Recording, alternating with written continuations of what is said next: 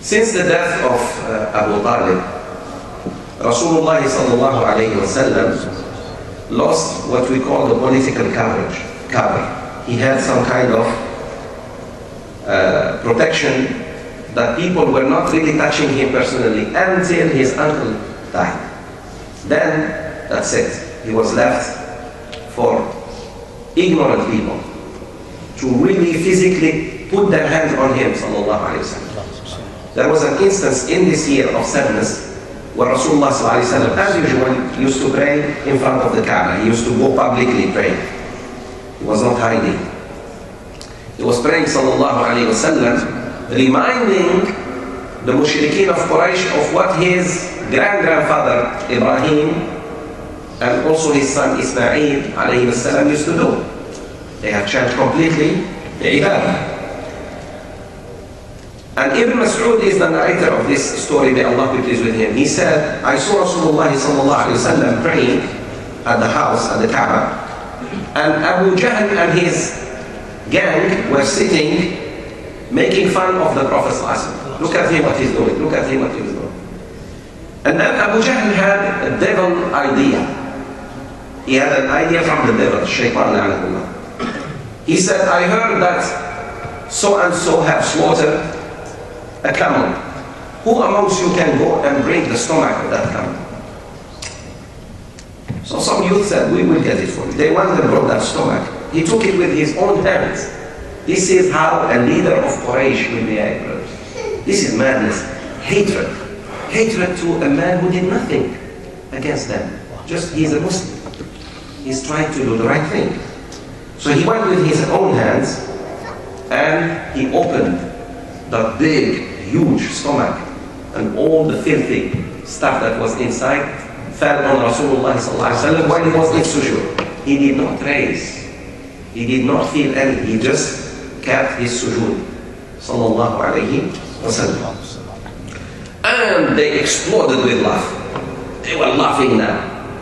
Look at him. Look how dirty he is. Okay. Abdullah ibn Mas'ud said, I was extremely weak. And I was so afraid to go and clean Rasulullah sallallahu alaihi wasallam. So deep inside I was about to explode. He said, I went and brought his daughter, Fatima. She was 15 years old at that time. Juwayriyah. And you know how painful, especially daughter to her father. Pay attention to the psychological impact here on children. Children usually do what? When they see their fathers and mothers. They seek protection. If there is any threat, they come behind the father, behind the mother. In this case, especially between a girl and her father, Rasulullah sallallahu alaihi wasallam is the one who is receiving protection now. His daughter comes and cleans her father, sallallahu alaihi wasallam, and she yells at those idiot people, and she cursed at them. Not in English, by the way. You know, the word curse in American is bigger. She told them, you are not men, because real men don't do this. Real girl. She did not keep quiet, like some of us. When we see, and she told them, if you were a man, you wouldn't have done this to my father. A man who is just peacefully worshipping. You cannot do that. Today, some of us are prevented from entering masajid in Houston.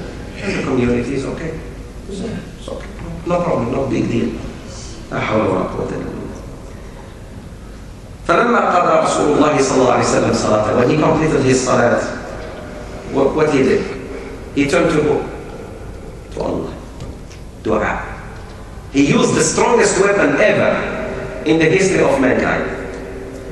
They think nuclear bombs are the strongest weapons. That is not. Wallahi, it's the dua.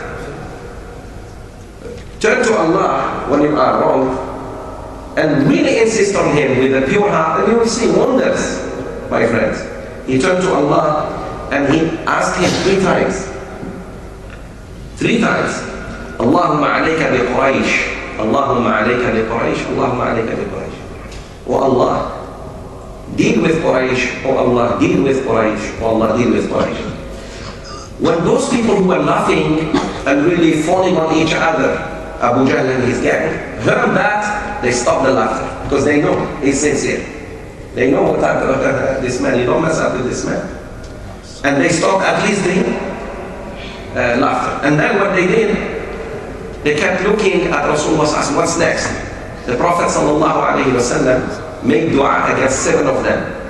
The narrator of this hadith is Sayyidina Abdullah ibn Mas'ud. He said, I forgot who was the 7. I really forgot. He didn't make up a mind. See, when he forgot, he forgot. But he said, I counted them, they were 7. He said, Allahumma alayka bi Abi Jahl ibn Hisham. Oh Allah, take care of his enemy called Abu Jahl. The second one, Utbah ibn Rabi'ah. Number 3, Shayba ibn Rabi'ah, his brother. Number 4, Al-Walid ibn Utbah.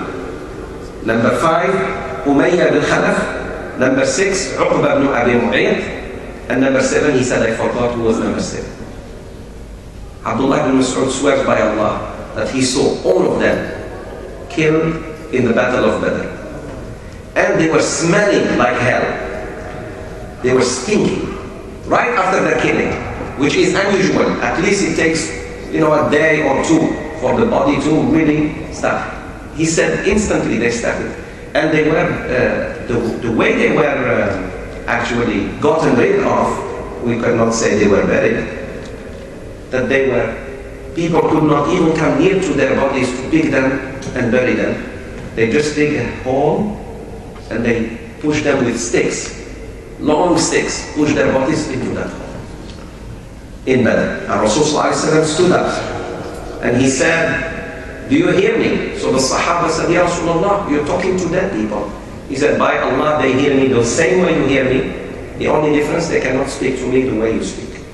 And he said, هل وجدتم ما وعد ربكم حقا? Did you find what Allah has promised you? Hellfire. The Sahaba were shocked. And he said, go back to Medina. This, brothers, teaches us something. That sooner or later, arrogant people, if they miss the opportunity to repent to Allah, this will be their end. Their end will be like these 7 people. And also it teaches us that when you are wrong, when you are really wrong, oppressed, you have the right to make dua against certain people, by name. No problem. No problem. Somebody demolishes your home, occupy your land, rape your daughters, take your resources. You cannot just be laughing. Make dua. And Allah subhanahu wa ta'ala will take care of you.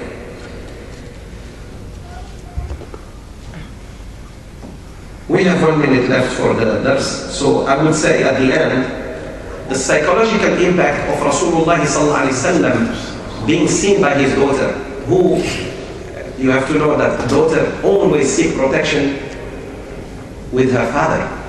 It's the other way. It's a daughter now cleaning it. Rasulullah sallallahu alaihi wasallam had to just swallow that for Allah's sake.